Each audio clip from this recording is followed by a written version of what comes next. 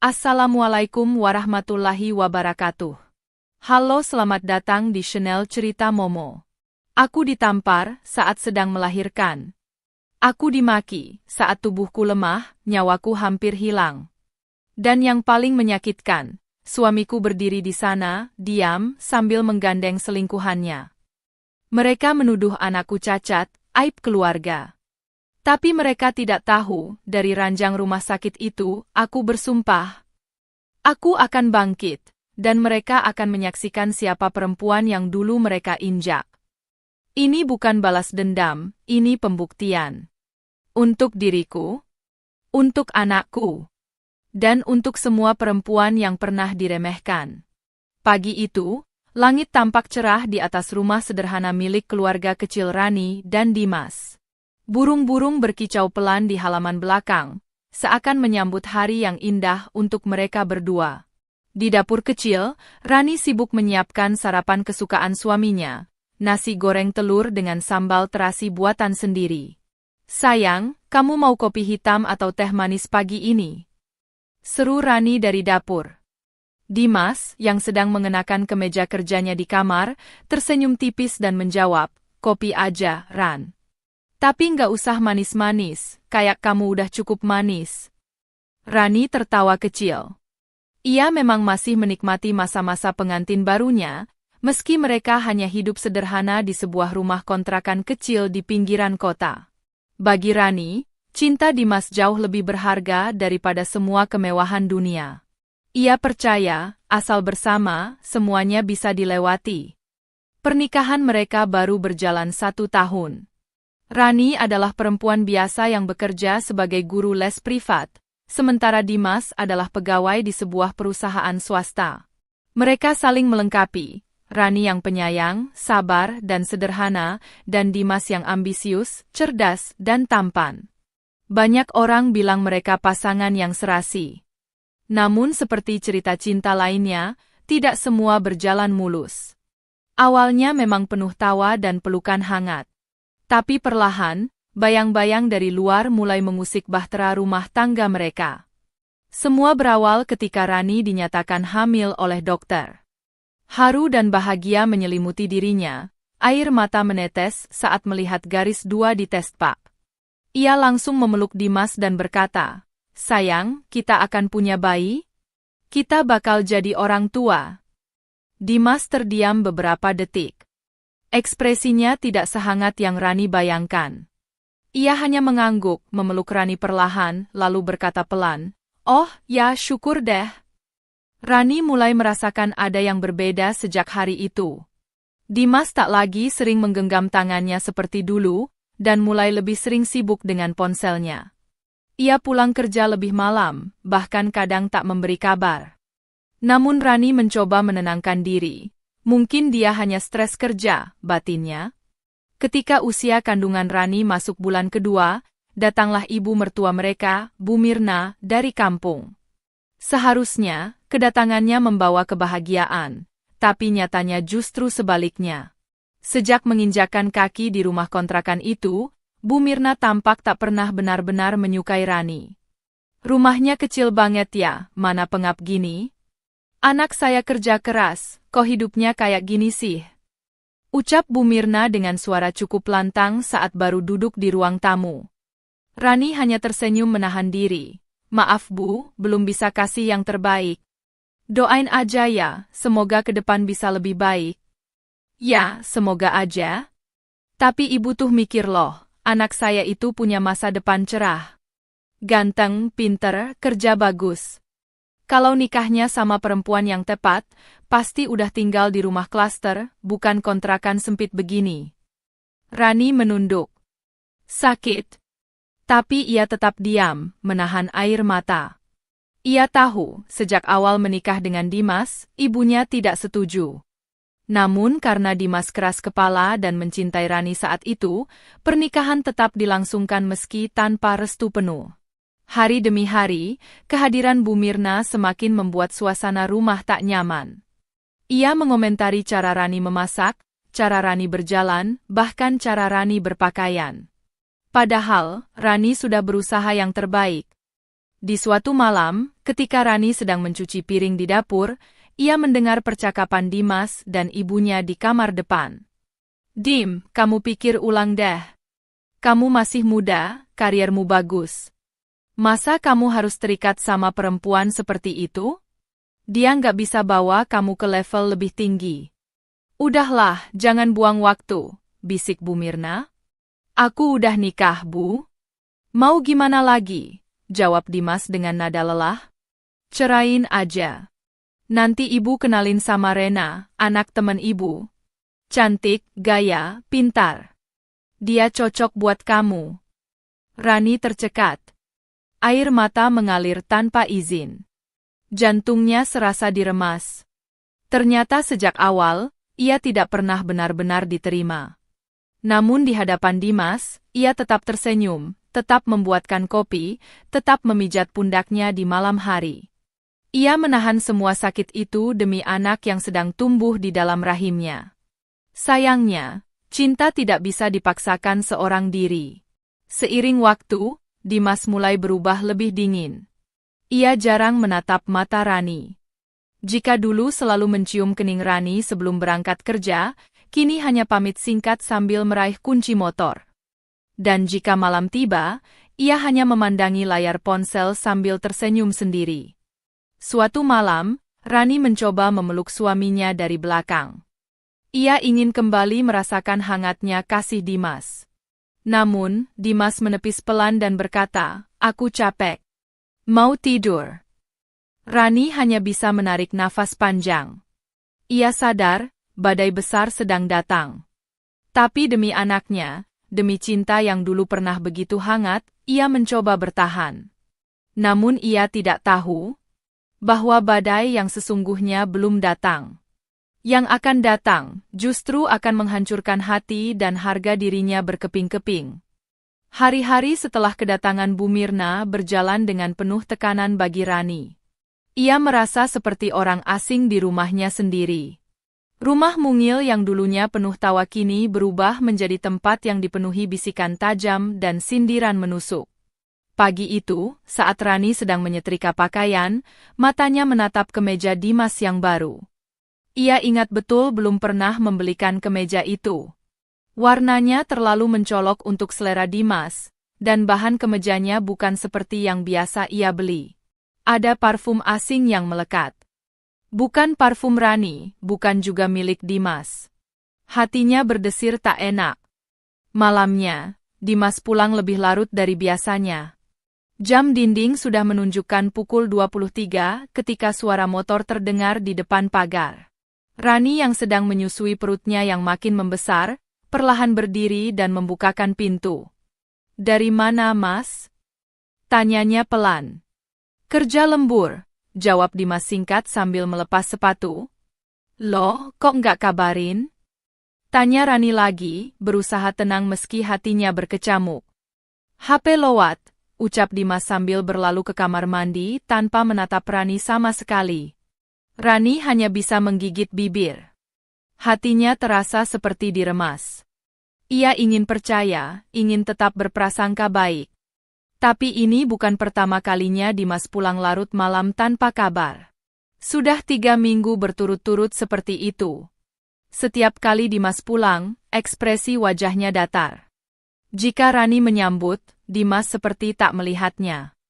Jika Rani memeluk, Dimas seperti es batu, dingin dan tak membalas. Sementara ponselnya selalu dibawa kemanapun, bahkan ke kamar mandi. Rani tahu ada yang disembunyikan. Tapi ia masih mencoba percaya. Ia yakin semua pasangan pernah melewati masa sulit. Ia berpikir mungkin Dimas hanya butuh waktu. Mungkin stres kerja. Mungkin semuanya hanya pikiran buruk yang muncul karena kehamilannya membuatnya lebih sensitif. Namun satu demi satu kepingan keraguan itu mulai menyatu menjadi kenyataan. Siang itu, ketika Rani sedang mencuci baju di belakang rumah, ia mendengar suara tawa pelan dari ruang tengah. Ia mengintip. Bu Mirna sedang bicara lewat telepon. "Iya, Mas Dimasnya cocok banget sama kamu, Ren. Kamu kan modis, cantik, dari keluarga terpandang. Aku tuh udah lama pengen dia pisah sama istrinya. Cuma ya itu, si Raninya tuh kekeh. Padahal, dia tuh nggak ada apa-apanya dibanding kamu. Rani menahan napas. Matanya berkaca-kaca. Rena. Nama itu kembali muncul. Nama yang dulu sempat disebut Bu Mirna ketika membujuk Dimas untuk meninggalkannya. Jadi benar. Ada orang ketiga. Dan ibunya sendiri yang mendukung. Tak lama kemudian, Dimas keluar dari kamar, masih mengenakan baju kerja. Ia terburu-buru, seperti mengejar sesuatu. Mau kemana, Mas? Makan siang dulu, aku masak sayur asem kesukaanmu, tawar Rani sambil tersenyum. Enggak, aku ada meeting dadakan.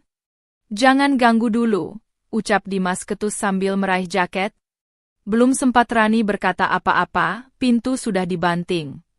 Ia hanya berdiri di ambang pintu, menatap punggung suaminya yang semakin menjauh, bukan hanya secara fisik, tapi juga dari hatinya. Malam harinya, Rani memberanikan diri membuka percakapan. Ia tak sanggup lagi memendam semuanya sendirian. Mas, kita bisa bicara sebentar? Tanyanya pelan sambil duduk di tepi ranjang. Dimas sedang memandangi layar ponsel, tapi akhirnya menoleh. Ngomong apa? Mas, akhir-akhir ini sikap kamu beda. Kamu sering pulang larut, lebih sering main HP, terus, kamu nggak pernah ajak aku ngobrol. Aku ngerasa kamu menjauh. Dimas menghela napas panjang. Kamu kebanyakan mikir. Fokus aja sama kehamilan kamu. Jangan drama. Ini bukan drama, Mas. Ini perasaan. Aku istri kamu. Aku cuma mau tahu, kamu masih cinta nggak sama aku? Pertanyaan itu menggantung lama di udara. Dimas tak langsung menjawab. Matanya menghindari tatapan Rani. Akhirnya, ia hanya berkata, aku capek. Mau tidur. Rani tak kuat menahan air mata. Ia beranjak ke kamar mandi, menangis dalam diam. Hanya suara air keran yang menutupi tangis sesenggukannya. Di dalam rahimnya, ada nyawa kecil yang tumbuh. Tapi di luar, rumah tangganya mulai runtuh perlahan. Besoknya, Bu Mirna kembali memperuncing luka hati Rani. Kamu pikir anak yang kamu kandung itu bakal jadi kebanggaan keluarga kami? Jangan ger dulu deh. Kamu tuh anak orang biasa, dari kampung. Kalau anakmu nanti cacat atau bodoh, kamu siap tanggung jawab. Rani tercekat. Bu, jangan bicara seperti itu. Aku bicara fakta. Dimas tuh harusnya nikah sama perempuan berkelas. Bukan kamu. Lihat diri kamu, Ran. Hamil aja masih pakai daster kumal, nggak bisa dandan. Gimana mau dampingin suami sukses? Rani tak menjawab. Ia hanya menunduk. Tapi dalam hatinya mulai tumbuh bara kecil. Sakit yang terlalu dalam, lama-lama tidak lagi membuatnya lemah, tapi menyadarkannya. Ia tahu, ini bukan hanya tentang cinta yang berubah, tapi juga harga dirinya yang diinjak-injak. Malam itu, sebelum tidur, Rani memandangi cermin. Ia menatap bayangan dirinya sendiri. Perempuan sederhana yang sedang hamil, wajahnya letih, tapi matanya menyala. Aku harus kuat. Demi anakku. Ia mengelus perutnya yang mulai membesar. Nak, kalau nanti kamu besar, ibu janji, kamu akan bangga punya ibu seperti aku. Meski hari ini kita dihina, suatu saat kita akan berdiri tegak. Dan Rani belum tahu bahwa tak lama lagi, semua luka ini akan mencapai puncaknya. Hari kelahirannya, justru akan menjadi hari paling menyakitkan dalam hidupnya. Hari-hari Rani terasa semakin sunyi. Dalam kehamilannya yang menginjak usia 7 bulan, ia merasa seperti hanya seorang tamu di rumahnya sendiri. Dimas semakin menjauh dan Bu Mirna semakin menjadi-jadi. Pagi itu, Rani bangun lebih awal dari biasanya. Perutnya mulai terasa berat. Ia ke kamar mandi untuk mencuci muka, lalu perlahan turun ke dapur untuk memasak sarapan. Meskipun tubuhnya letih, ia tetap berusaha memberikan yang terbaik. setidaknya untuk membuat suaminya tetap merasa dihargai. Namun belum sempat nasi matang di rice cooker, suara dari ruang tengah membuat langkah Rani terhenti. Dimas, kamu harus bawa dia periksa lagi. Aku curiga kandungannya nggak normal, suara Bu Mirna terdengar tegas. Bu, dokter bilang semuanya baik-baik aja, jawab Dimas malas. Itu dokter biasa. Kita butuh second opinion. Dengar kata ibu. Aku yang ngerti soal firasat perempuan. Perasaan ibu nggak enak sama bayi itu. Bentuk perutnya juga aneh. Kayak nggak simetris. Jangan-jangan cacat. Rani mematung. Suara itu begitu keras, sengaja agar ia dengar. Hatinya terasa diremas, tapi ia tetap keluar dari dapur sambil tersenyum tipis. Ia menyajikan teh hangat dan roti ke meja. Silakan, Bu, ucapnya lirih. Bu Mirna hanya menatapnya dari ujung kepala hingga kaki. Kamu tuh masih bisa kerja nggak sih? Udah hamil, tapi lamban banget. Kamu kira anak kamu tuh spesial? Dimas tidak menengahi. Ia hanya menatap ponselnya dan kemudian bangkit. Aku berangkat dulu, katanya singkat, lalu melangkah keluar tanpa menatap Rani sama sekali. Rani menatap punggung itu, perih. Ia ingin Dimas menoleh, berkata hati-hati seperti dulu. Tapi tidak. Lelaki itu seolah ingin cepat-cepat pergi dari kehidupannya. 2 hari kemudian, Rani memutuskan memeriksakan kandungannya ke dokter kandungan yang berbeda, seperti yang diusulkan Bu Mirna, meski niatnya bukan karena mendengar perintah sang mertua, tapi karena ia juga mulai merasa ada sesuatu yang berbeda dengan gerakan janin di perutnya. Di rumah sakit, Rani duduk di ruang tunggu sendirian. Dimas tak bisa mengantar karena rapat penting. Bu Mirna juga menolak ikut dengan alasan, enggak mau ikut stres kalau anaknya beneran cacat. Saat namanya dipanggil, Rani masuk ke ruang pemeriksaan. Dokter memeriksa detak jantung janin, melakukan USG, lalu menatap layar dengan sedikit kerutan di dahi. Bu Rani, saya menemukan sedikit indikasi. Ada kemungkinan bayi ibu mengalami masalah pada bagian kaki, tapi ini belum pasti. Perlu pemeriksaan lanjutan, ujar dokter dengan lembut. Rani langsung pucat. Maksudnya, masalah bagaimana, Dok? Tenang dulu ya, Bu. Saya tidak bilang cacat, hanya ada kemungkinan kecil posisi kaki janin belum sempurna. Kadang ini bisa membaik menjelang persalinan. Tapi, akan lebih baik kalau kita pantau secara rutin ke depan. Rani mengangguk. Matanya berkaca-kaca. Dunia seolah runtuh di atas kepalanya. Ia keluar dari ruang dokter dengan langkah gontai. Sesampainya di rumah, ia baru saja membuka pintu ketika suara Bu Mirna membentak dari ruang tengah. Gimana? Bener kan kata ibu? Serunya dengan nada tinggi. Rani terkejut. Bu, dari mana tahu? Ibu telepon Dimas barusan. Kamu tuh harusnya sadar diri.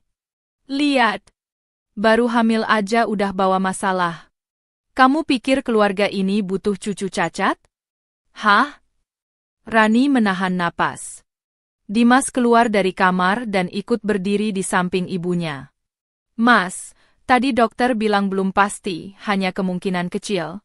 Dan itu pun bisa sembuh atau membaik, ucap Rani dengan suara bergetar. Dimas hanya menatap dingin. Tapi tetap aja kan? Kamu nggak bisa jamin anak itu normal. Ucapan itu seperti pisau yang menancap di dada Rani. Ia terdiam. Tidak menyangka pria yang dulu memeluknya dengan cinta, kini bicara seperti tak lagi mengenalnya. Mending kamu tinggal di rumah orang tuamu dulu. Sampai anakmu lahir, kata Bu Mirna tiba-tiba. Apa? Rani menoleh. Kami nggak siap nerima aib kalau ternyata cucuku nggak sempurna. Kamu istirahat di rumah ortu kamu aja. Bawa semua barang kamu. Dimas hanya berdiri di sana. Diam. Tidak membela. Tidak menghentikan ibunya. Mas, kamu diam aja? Suara Rani pelan. Aku lagi banyak tekanan. Mending kamu nurut aja, Ran. Jangan bikin semuanya makin rumit. Dan malam itu, untuk pertama kalinya, Rani mengemasi sebagian barangnya dengan mata bengkak. Ia tak pernah menyangka, dalam keadaan hamil besar, ia diusir dari rumah yang ia rawat dengan sepenuh hati. Dengan tubuh lemah, perut membesar, dan hati yang hancur, Rani melangkah keluar rumah ditemani ayahnya yang datang menjemput. Di rumah orang tuanya, Rani hanya bisa menangis di pelukan sang ibu. Ia merasa seolah-olah hidupnya telah dihancurkan dari segala arah. Namun di dalam pelukannya, sang ibu berbisik. Nak, kamu mungkin sedang diuji? Tapi ingat, badai tidak pernah datang tanpa alasan. Kalau kamu tetap sabar, pasti ada pelangi yang menanti. Dan malam itu, Rani duduk di tepi ranjang, menatap langit-langit kamar yang dulu ia tinggalkan ketika menikah dengan penuh harapan. Ia membelai perutnya yang bergerak pelan. Nak, kalau kamu benar-benar tidak sempurna seperti yang mereka takutkan, ibu akan tetap mencintaimu. Tanpa syarat. Tanpa rasa malu. Tapi Rani tidak tahu bahwa saat persalinan tiba, bukan hanya rasa malu yang harus ia hadapi, tapi penghinaan, pengkhianatan, dan tamparan yang akan membekas seumur hidup. 3 minggu setelah kembali ke rumah orang tuanya, Rani menjalani hari-hari dalam kesunyian yang menggigit. Perutnya semakin besar, napasnya kian berat, tapi pikirannya tetap dipenuhi bayangan masa lalu yang menyakitkan. Dimas, pria yang dulu ia percaya sepenuh hati, bahkan tak menghubunginya sekalipun. Bu Mirna, yang seharusnya menjadi ibu kedua, justru menjadi sumber luka paling tajam. Namun di tengah semuanya, hanya satu yang membuat Rani tetap berdiri, bayi di dalam rahimnya. Sang ibu, Bu Sri, terus mendampinginya dengan penuh kasih. Ayahnya, Pak Bambang, diam-diam mencarikan bidan terbaik di kota untuk berjaga-jaga. Mereka tahu, saat persalinan nanti datang, mungkin hanya mereka berdualah yang akan ada di sisi Rani. Hingga malam itu tiba. Langit mendung. Petir sesekali menyambar jauh di cakrawala. Rani terbangun dari tidurnya dengan tubuh gemetar dan rasa sakit menusuk perut bagian bawah. Bu, sakit banget, desah Rani sambil memegangi perutnya. Bu Sri yang sudah siaga langsung bangkit, mengecek jam dinding. Sudah waktunya. Pak, tolong siapin mobil. Kita ke rumah sakit sekarang juga. Rani dibopong ke mobil oleh ayahnya. Ia menggenggam tangan ibunya erat-erat, menahan kontraksi yang semakin intens. Tangis tertahan, tubuh gemetar, keringat dingin membasahi wajahnya. Sesampainya di rumah sakit, Rani langsung dibawa ke ruang bersalin. Bu, pembukaan sudah masuk fase aktif. Kami akan bantu percepat prosesnya, ujar suster. Rani mengangguk lemah. Ia mencoba tersenyum meski wajahnya pucat. Ia tak tahu bahwa badai sebenarnya belum dimulai. Tak lama setelah Rani dibaringkan, terdengar suara langkah tergesa dari luar ruangan. Pintu terbuka dengan kasar. Dan di sanalah berdiri Dimas. Mengenakan kemeja mewah, wangi parfum tajam. Tapi bukan hanya dia. Di sampingnya, seorang perempuan cantik dengan dandanan sempurna berdiri malu-malu, Rena. Dan tak ketinggalan, Bu Mirna, lengkap dengan tas tangan mahal dan wajah penuh cemoohan. Rani yang sedang menggeliat menahan rasa sakit, menatap mereka dari ranjang dengan mata terbelalak. Mas? Dimas tak langsung menjawab. Rena berdiri di belakangnya, menggenggam lengannya seperti pasangan resmi. Senyumnya menantang. Bu Mirna melangkah lebih dulu, berdiri tepat di sisi Rani yang lemah tak berdaya. Jadi ini, saatnya kamu melahirkan bayi pembawa aib itu. Ucap Bu Mirna dingin. Bu, jangan gitu, saya cuma mau lahirin anak saya, isak Rani. Tapi tiba-tiba, plak, tamparan keras mendarat di pipi Rani. Ruangan seketika sunyi. Suara suster dan bidan terdiam, terpaku dalam ketegangan luar biasa. Dasar perempuan pemalu. Kamu bikin malu keluarga saya. Hamilin diri sendiri, lahirin anak cacat, kamu pikir anak itu kami akui? Dimas tidak berkata apa-apa. Ia berdiri kaku, seperti sedang menonton tontonan yang biasa saja. Matanya tidak menunjukkan rasa bersalah, apalagi belas kasih. Rani menangis. Tapi bukan karena sakit fisik. Tapi karena hatinya benar-benar hancur. Ini anak kita, Mas. Lirih Rani memohon. Sudahlah. Jangan bikin drama di ruang bersalin. Kalau anak itu ternyata cacat, kami nggak akan akui. Urus sendiri. Bentak Bu Mirna lagi. Dokter masuk, memotong suasana penuh tekanan itu. Maaf, keluarga pasien harus keluar dulu. Ibu ini sudah bukaan lengkap. Kami akan mulai tindakan. Bu Sri segera masuk dan langsung memeluk putrinya yang masih menangis sambil menggenggam sprei. Nak, ibu di sini. Ibu nggak akan ninggalin kamu. Kamu kuat, ya? Dengan tubuh yang masih memar karena tamparan, dan hati yang sudah tidak tahu harus percaya siapa, Rani akhirnya mulai mengejan. Air mata terus mengalir di pipinya. Tapi di tengah rasa sakit, ada semangat baru muncul. Aku akan lahirkan kamu, Nak. Ibu janji, kamu akan hidup lebih baik dari ibu. Sekalipun dunia menolakmu, ibu akan menerimamu sepenuh hati. Setelah perjuangan panjang dan napas yang tertahan, tangisan bayi akhirnya pecah di ruangan itu. Bayi mungil, dengan kulit bersih, rambut hitam lebat, dan suara nyaring yang sehat, lahir ke dunia. Suster tersenyum, lalu berkata, "Selamat, Bu. Anak ibu laki-laki. Sehat. Sempurna." Bu Sri menangis terharu, mencium kening cucunya. Rani, yang terbaring lemah, menatap keajaiban kecil itu sambil tersenyum dalam tangis. "Anakku, kamu sempurna. Mereka salah. Ibu bangga sama kamu." Beberapa jam kemudian, Dimas dan Bu Mirna masih menunggu di ruang tunggu. Wajah Bu Mirna dingin. Rena bermain-main dengan kukunya, tak peduli. Suster keluar, membawa kabar. Ibu Rani sudah melahirkan.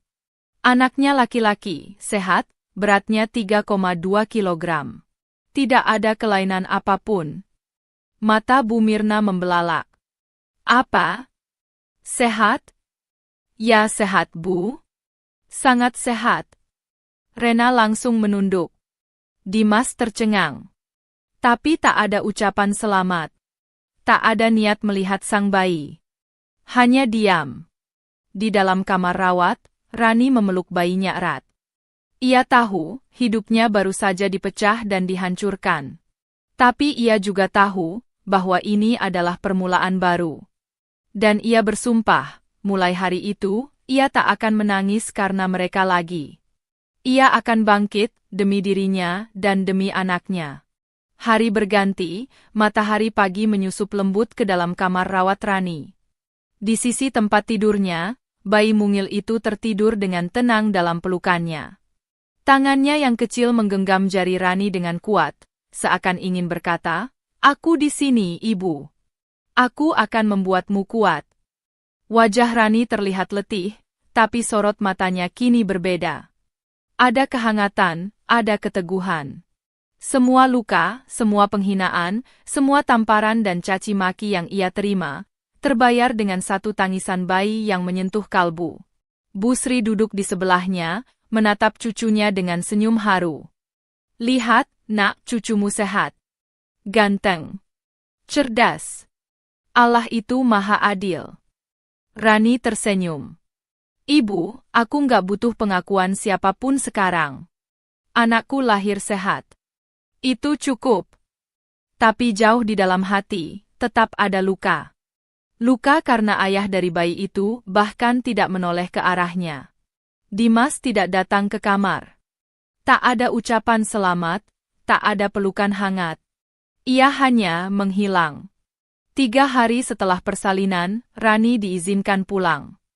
Ia dibopong pelan oleh ayahnya, Pak Bambang, yang dengan sabar menyiapkan mobil dan membawa tas perlengkapan bayi. Sebelum meninggalkan rumah sakit, Bu Mirna sempat menemuinya di lorong. Bukan untuk minta maaf, bukan pula untuk melihat cucunya. Hari ini kamu keluar. Jangan coba-coba bawa anak itu ke rumah kami. Kami nggak sudi ngakuin cucu yang lahir dari perempuan kayak kamu. Rani menatap ibu mertuanya dengan tenang. Tangannya menggenggam bayinya erat. Bu, ucap Rani, suaranya tenang tapi tajam. Anak ini sehat? Tidak cacat seperti yang ibu tuduhkan. Dia sempurna, jauh lebih sempurna daripada cara keluarga ibu memperlakukan orang. Jangan sombong kamu ya, bentak Bu Mirna. Rani hanya tersenyum. Saya nggak sombong. Saya cuma ibu yang bangga. Walaupun saya dibuang dan dihina, saya tetap berdiri.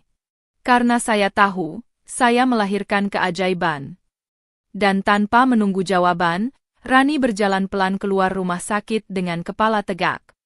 Di tangannya, bayi kecil itu tertidur dengan damai. Di dalam hatinya, Rani tahu, inilah awal dari perjuangan besar. Waktu berlalu. Rani kembali tinggal bersama orang tuanya. Ia mulai terbiasa begadang, mengganti popok, menyusui, dan menidurkan anaknya di tengah malam. Tak ada Dimas. Tak ada bantuan. Tapi ia menjalani semuanya sendiri dengan tekad yang tak pernah padam. Bayi itu ia beri nama Arga, yang artinya gunung yang kuat dan kokoh. Arga tumbuh cepat. Di usia 3 bulan, ia sudah bisa menatap lurus dan tersenyum setiap kali melihat wajah ibunya. Di usia 6 bulan, ia tertawa dengan suara khas yang membuat semua orang di rumah tertawa bersamaan. Arga tidak hanya sehat, ia cerdas, aktif, dan punya karisma yang membuat siapapun jatuh cinta. Sementara itu, Rani mulai berpikir untuk membangun hidup dari nol. Ia membuka usaha kecil-kecilan, menjual kue basah buatan ibunya, dan membuka pesanan nasi kotak dari rumah. Awalnya hanya 1-2 pelanggan tetangga. Tapi berkat rasa masakannya yang enak dan pelayanan yang tulus, pesanan mulai berdatangan. Rani tidak lagi bergantung pada siapapun. Uang hasil jualan ia sisihkan sedikit demi sedikit. Ia belikan bahan baku, alat masak yang lebih bagus, bahkan membuat akun media sosial untuk promosi. Ia tidak hanya menjual makanan, tapi juga membagikan kisah perjuangannya. Tanpa menyebut nama, ia menulis dengan hati. Saya adalah ibu tunggal. Dibuang, dihina, dan dianggap tak berharga. Tapi saya percaya, cinta ibu pada anak bisa mengubah luka jadi kekuatan. Postingan itu viral. Pesanan pun membludak. Nama dapur Arga mulai dikenal. Rani bahkan diundang untuk berbicara di beberapa komunitas ibu muda. Namun semua itu ia jalani tanpa satupun kabar dari Dimas. Dimas, yang kini justru makin sibuk dengan kehidupan barunya bersama Rena. Menikmati dunia mereka sendiri, tanpa menengok sedikit pun ke arah anak yang dulu ia tinggalkan di ruang bersalin. Suatu hari, saat Rani sedang mengantar pesanan ke sebuah gedung perkantoran besar, ia tidak sengaja melihat sosok yang sangat dikenalnya. Dimas. Tengah berjalan dengan tergesa di lobi, mengenakan jas, sambil menggenggam tangan Rena yang tampak glamor. Rani refleks menunduk. Ia tidak ingin dilihat. Bukan karena takut, tapi karena tidak ingin memaksakan kehadirannya di dunia yang dulu menolaknya. Namun saat Arga yang ia gendong menoleh dan berkata, "Mama, itu siapa?" Dengan polosnya, Dimas pun akhirnya menoleh. Mereka bertatapan. Hanya beberapa detik. Dimas terdiam. Menatap Arga yang kini sudah besar, tampan, sehat. Wajahnya mirip dirinya. Sorot matanya kuat. Untuk pertama kalinya, Dimas terpaku. Rena menarik tangannya cepat. "Ayolah, Mas. Kita terlambat." Dan mereka pun berlalu. Tanpa satu kata pun. Tanpa sepatah permintaan maaf. Malam itu, Rani menatap langit dari jendela rumahnya. Arga sudah tertidur di pangkuannya. "Lihat, Nak, mereka bahkan tak sanggup mengakuimu." Rani menunduk, mencium dahi anaknya dengan lembut. Tapi ibu akan buat mereka menyesal. Suatu hari nanti, mereka akan berdiri di tempat paling rendah dalam hidup mereka, dan melihat kamu bersinar terang. Dan Rani bersumpah dalam hati, ia tidak akan membiarkan anaknya tumbuh dengan luka yang sama. Ia akan jadi ibu sekaligus ayah. Ia akan jadi pelindung sekaligus pembimbing. Dan ia akan membuktikan bahwa anak yang mereka anggap tidak berguna akan tumbuh jadi anak yang mengguncang dunia. Hari demi hari berlalu. Rani tak lagi menangisi masa lalu. Ia tidak lagi bertanya mengapa Dimas mengkhianati, atau mengapa mertuanya tega mengusirnya saat ia paling membutuhkan kasih sayang. Luka itu terlalu dalam untuk terus diratapi.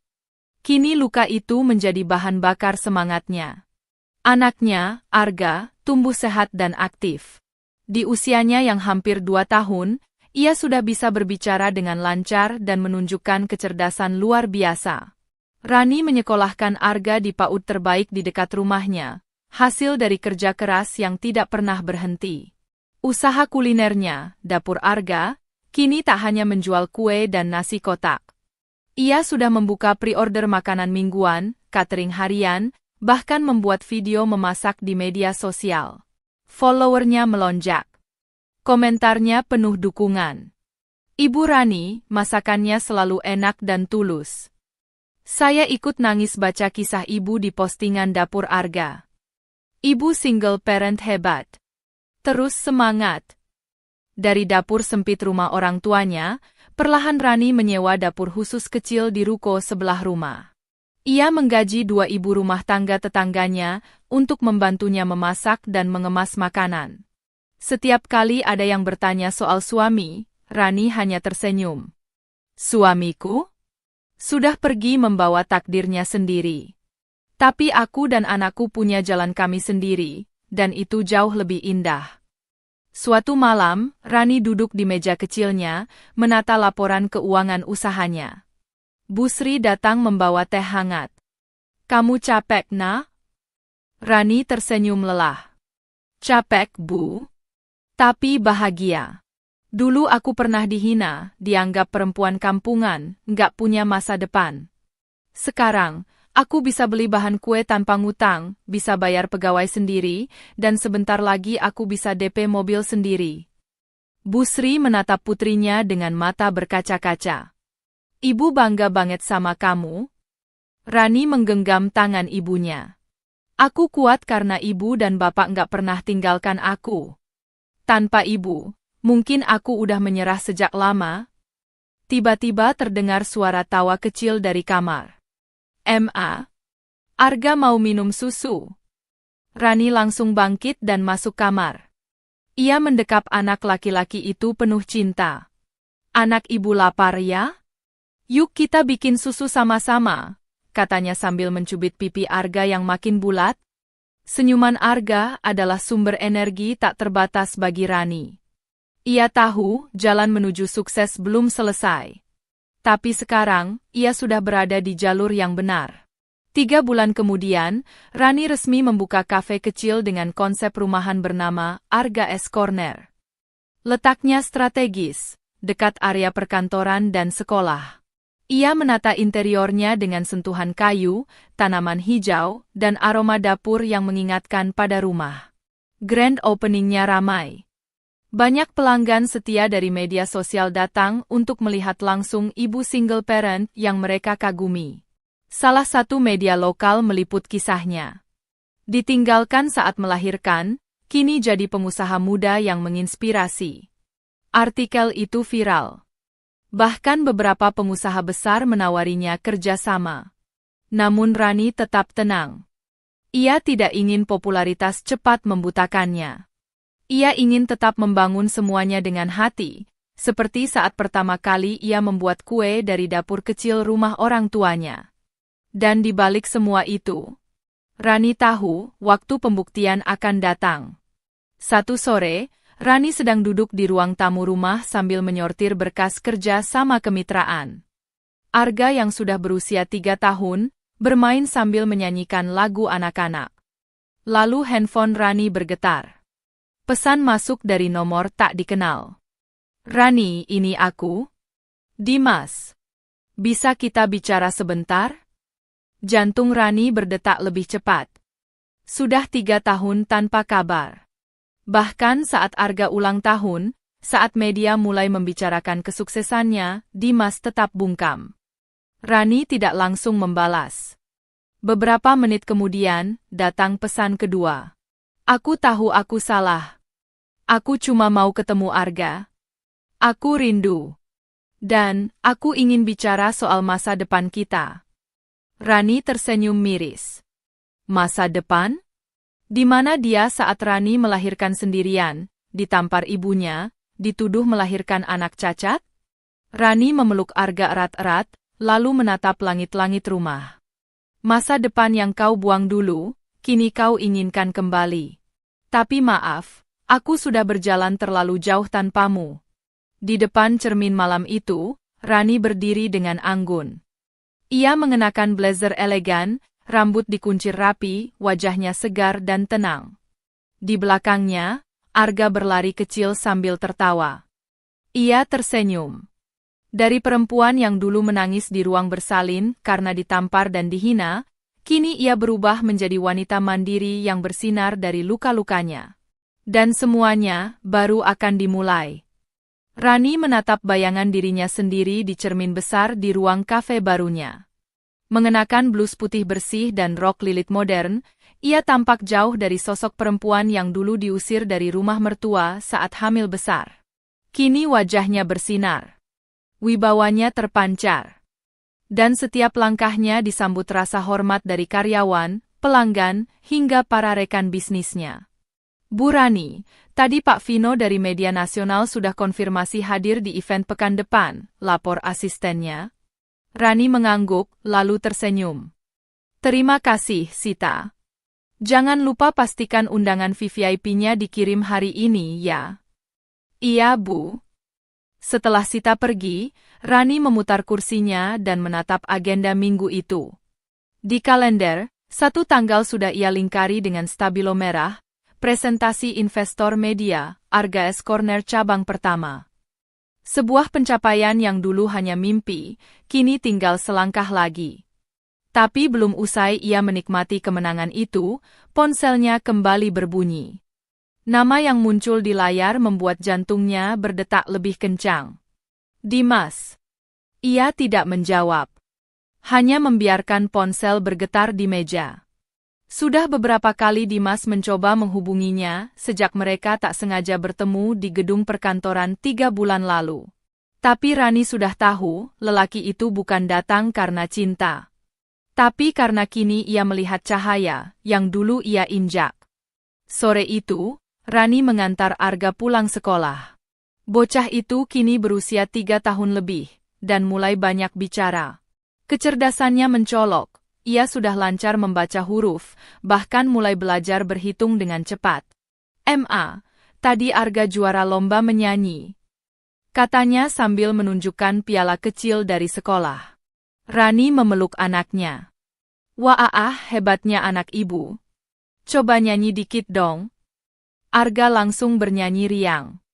Suaranya nyaring dan percaya diri, membuat orang-orang di sekitar tersenyum melihatnya. Tepat saat mereka berjalan menuju mobil, seorang pria berdiri di samping mobil sedan mewah hitam. Mengenakan jas, rambut disisir rapi. Dimas. Rani, aku cuma mau bicara sebentar, ucapnya pelan. Rani menoleh dengan dingin. Bicara apa lagi? Semuanya sudah cukup jelas sejak kamu pergi saat aku paling butuh kamu. Aku salah. Aku akui. Tapi aku juga orang tua Arga. Aku cuma pengen kenal dia. Arga menatap Dimas polos. Mama, itu siapa? Seketika mata Dimas memerah. Rani berlutut di depan Arga dan berbisik. Itu orang yang pernah ibu kenal dulu, nak. Lalu ia berdiri dan menatap Dimas. Kenapa sekarang? Waktu aku melahirkan sendirian, kamu di mana? Waktu anakmu jalan pertama kali, kamu di mana? Waktu dia sakit panas tengah malam, kamu di mana? Dimas terdiam. Ia tak bisa menjawab. Maaf, Mas Dimas. Kamu bukan siapa-siapa dalam hidup kami sekarang. Rani menggandeng tangan Arga dan masuk ke dalam mobil dengan tenang. Sementara Dimas berdiri terpaku, menatap punggung wanita dan anak yang dulu ia abaikan, kini melangkah pergi dengan harga diri yang tak bisa dibeli. Beberapa hari kemudian, acara besar Arga S Corner diadakan di ballroom hotel mewah. Rani tampil menawan dengan setelan putih gading, rambut disanggul modern, dan make-up elegan. Wartawan, food vlogger, influencer, hingga pengusaha hadir dalam peluncuran itu.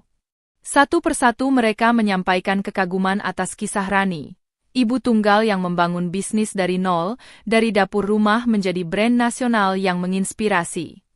Tepuk tangan menggema saat Rani naik ke atas panggung. Ia membuka pidato dengan suara tenang. Saya tidak lahir dari keluarga kaya.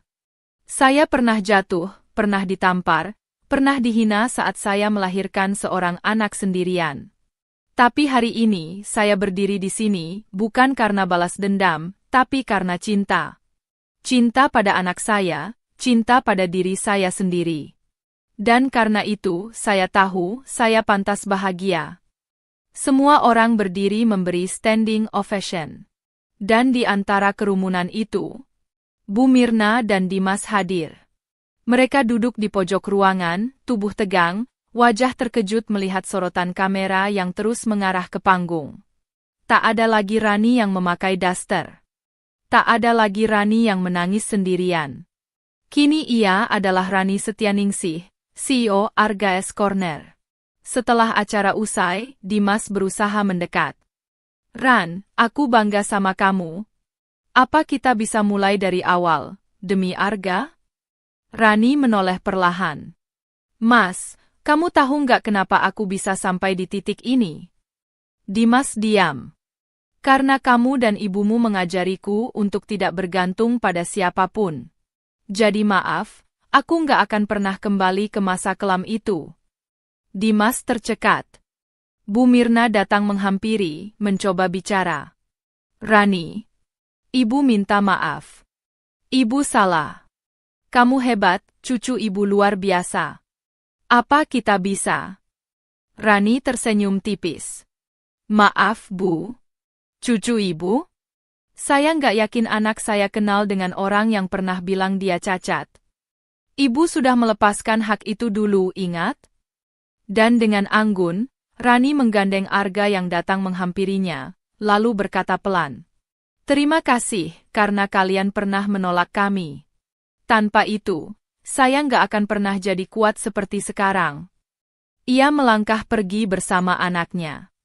Lampu sorot, kamera wartawan, dan bisikan kekaguman mengikuti langkahnya.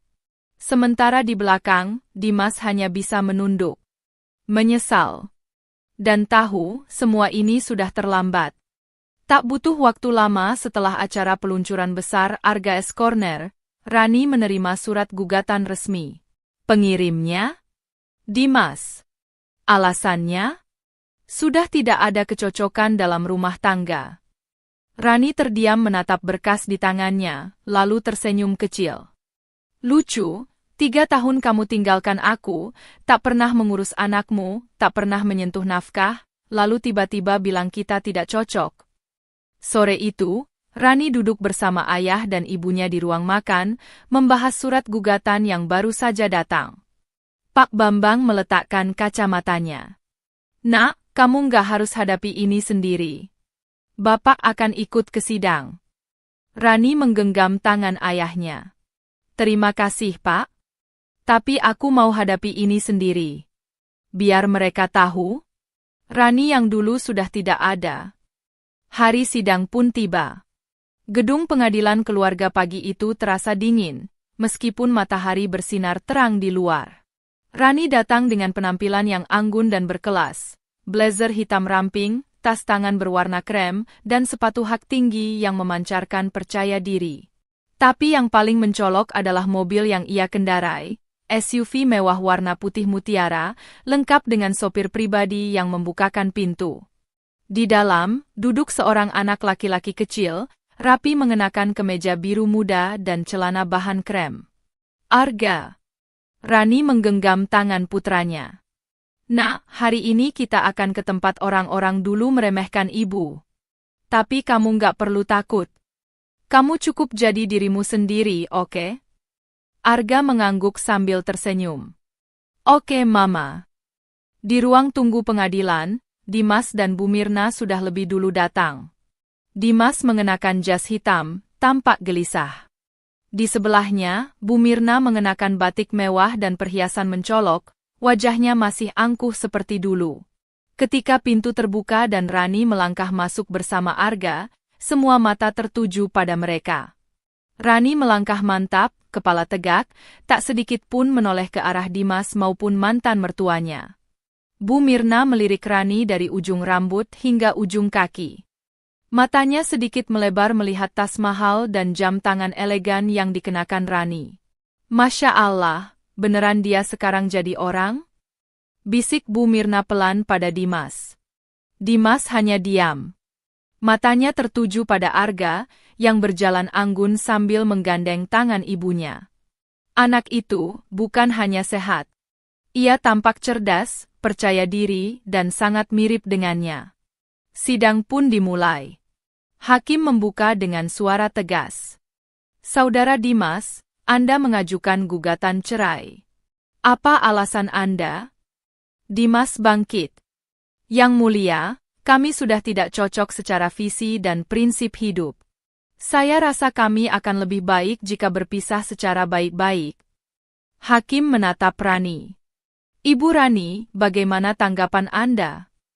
Rani berdiri perlahan. Yang mulia, jika saya boleh menanggapi, saya ingin menyampaikan bahwa, sejak saya melahirkan, saya sudah ditinggalkan. Tidak pernah dinafkahi, tidak pernah dikunjungi, bahkan tidak diakui sebagai bagian dari keluarganya. Hakim mengangguk. Ada bukti? Rani memberikan tumpukan dokumen.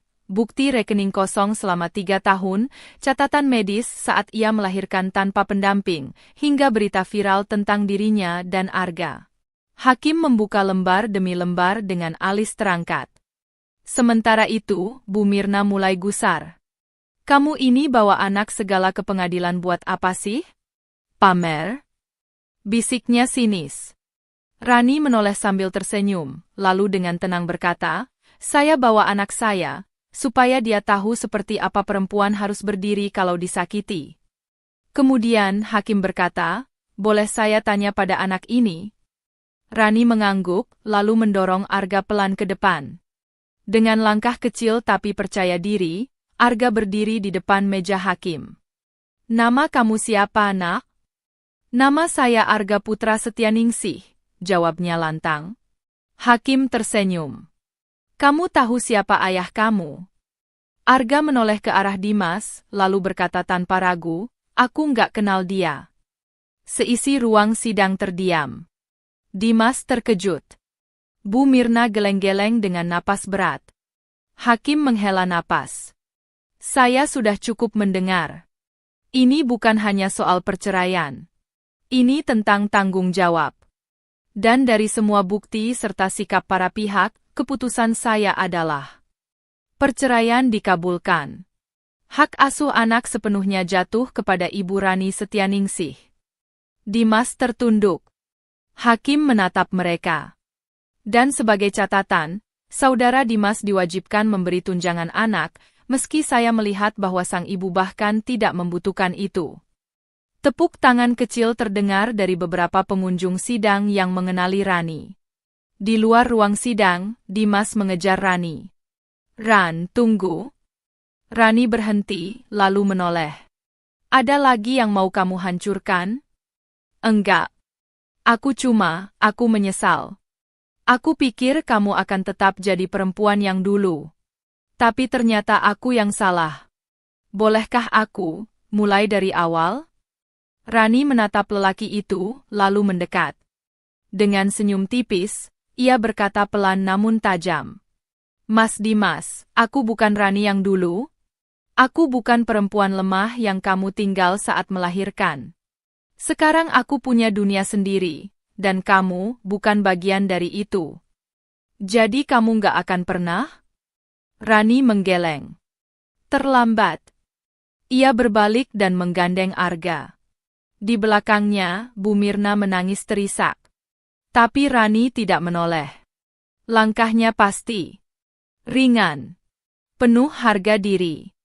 Mobil mewah itu melaju meninggalkan gedung pengadilan. Arga bersandar di pelukan ibunya. Mama, kita menang ya? Rani mencium kening putranya. Kita nggak sekadar menang, nak. Kita bebas. Dan dari kaca jendela mobil, gedung pengadilan tampak semakin kecil, seperti masa lalu yang kini benar-benar mereka tinggalkan. Gedung Pengadilan Negeri Jakarta Selatan pagi itu lebih ramai dari biasanya. Beberapa wartawan terlihat berbisik-bisik sambil mengatur kamera. Undangan dari Lembaga Perlindungan Perempuan dan Anak pun hadir. Bahkan pengusaha-pengusaha besar terlihat duduk di bangku pengunjung. Semua ini karena satu nama yang menjadi pusat perhatian hari itu. Rani Setianingsih. Bukan hanya sebagai pengusaha muda yang kisahnya viral di media, tapi sebagai seorang ibu tunggal yang menuntut keadilan dari masa lalunya, dan ingin memastikan bahwa nama anaknya, Arga, tidak akan pernah dikotori oleh kepalsuan. Di ruang sidang utama, Rani melangkah masuk dengan anggun. Mengenakan blazer putih tulang, celana palazzo elegan, dan sepatu hak tinggi senada, ia tampak seperti CEO kelas dunia. Di sebelahnya, berjalan Arga. Hari itu, anak itu memakai setelan kecil berwarna navy, dengan dasi kecil bergambar pesawat terbang. Wajahnya bersih, senyumnya manis, dan langkahnya penuh percaya diri. Sorotan kamera pun mengarah ke mereka. Itu Rani Setianingsih ya? Yang dulunya ditinggal pas melahirkan? Sekarang keren banget. Anaknya cakep banget. Pinter pula. Di sisi berlawanan, Dimas duduk gelisah di kursi tergugat. Di sampingnya, Bu Mirna tak henti-hentinya merapikan selendangnya, meski wajahnya sudah jelas menunjukkan kegugupan. Bu, kenapa banyak kamera? Tanya Dimas pelan. Bu Mirna menjawab dengan suara bergetar, kamu pikir orang gak bakal tahu siapa yang kamu tinggalkan? Si Rani itu sekarang kayak figur publik, Mas. Banyak pendukungnya. Dimas menelan ludah. Ia tidak pernah membayangkan, perempuan yang dulu ia anggap kampungan dan lemah, kini berdiri sebagai tokoh inspiratif di hadapan ribuan orang. Hakim memasuki ruangan. Sidang hari itu bukan lagi soal cerai, tapi soal hak pengakuan anak dan revisi akta kelahiran, serta tuntutan resmi atas penelantaran keluarga. Hakim membuka sidang dengan suara tenang. Kami menerima gugatan balik dari Ibu Rani Setianingsih atas penelantaran dan pencemaran nama baik terkait tuduhan cacat pada anak kandung yang dinyatakan sehat oleh tim medis. Semua mata tertuju pada Rani. Ia berdiri pelan. Yang mulia, anak saya pernah tidak diakui oleh ayah kandungnya. Bahkan saat saya melahirkan, saya ditampar, dicaci, diusir. Semua karena anggapan bahwa anak saya cacat. Ia berhenti sejenak, lalu menoleh ke belakang. Hari ini, saya membawa bukti bahwa mereka salah. Rani lalu menatap Arga dan memberi isyarat kecil. Anak itu bangkit dari duduknya, melangkah ke depan ruang sidang dengan tenang. Silakan, nak. Arga berdiri di depan hakim dan berkata dengan suara lantang, nama saya Arga. Saya bisa baca, bisa nyanyi, bisa berhitung. Saya sayang ibu saya. Saya nggak kenal siapa-siapa selain mama dan kakek nenek. Seketika, suara isak pelan terdengar dari barisan pengunjung. Bu Mirna menunduk. Wajahnya memucat. Dimas hanya bisa menatap Arga. Anak itu tak hanya sehat, tapi cerdas, kuat, dan karismatik. Sesuatu yang dulu tak pernah ia percaya, justru kini menampar balik egonya. Rani kembali bicara. Yang mulia, saya tidak menuntut mereka untuk bertanggung jawab atas apa yang sudah lewat. Saya hanya ingin nama anak saya bersih. Saya ingin dunia tahu, dia bukan anak yang cacat seperti yang pernah mereka sebut. Hakim bertanya, apakah Anda membawa saksi atau bukti medis? Rani mengangguk. Saya membawa tim medis dari rumah sakit bersalin, serta rekaman CCTV saat saya ditampar oleh ibu mertua saya. Rekaman pun diputar di layar proyektor. Detik-detik Rani terbaring di ranjang bersalin. Tamparan. Cacian. Wajah Bu Mirna yang menuduh anak itu aib. Ruangan sunyi. Beberapa pengunjung menutup mulutnya, syok. Hakim mengetukkan palu dengan tegas. Setelah mempelajari bukti dan kesaksian, pengadilan memutuskan. 1. Bahwa anak bernama Arga Putra Setyaningsih sah sebagai anak kandung dari Dimas, namun hak asuh dan nama keluarga tetap atas kuasa Ibu Rani. 2. 3. Pengadilan menyatakan tindakan terdahulu sebagai penelantaran moral terhadap ibu dan anak. 4. 5.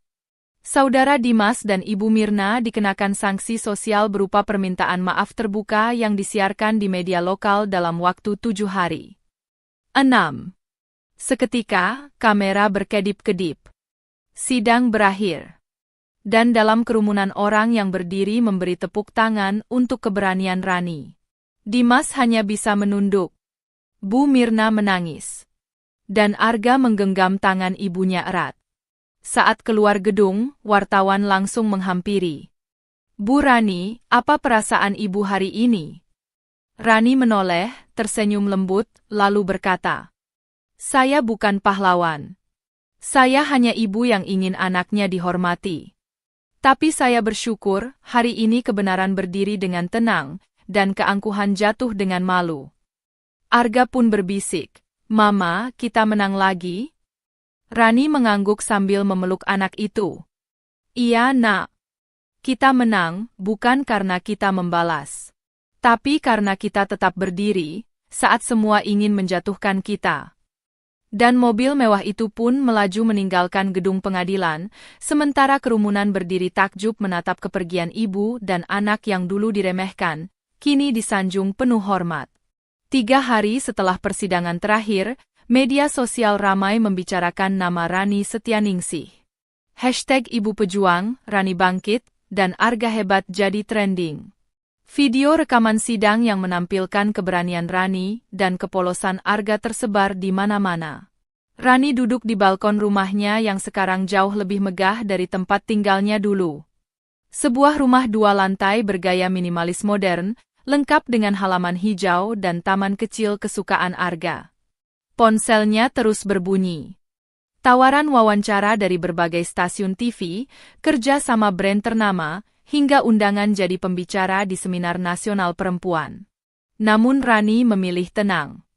Ia tidak mencari panggung. Yang ia cari adalah ketenangan hati dan masa depan cerah untuk anaknya. Di ruang keluarga, Arga sedang duduk di pangkuan Pak Bambang, kakeknya. Mereka bermain puzzle sambil sesekali tertawa. Bu Sri sedang menyiapkan jus buah untuk Arga.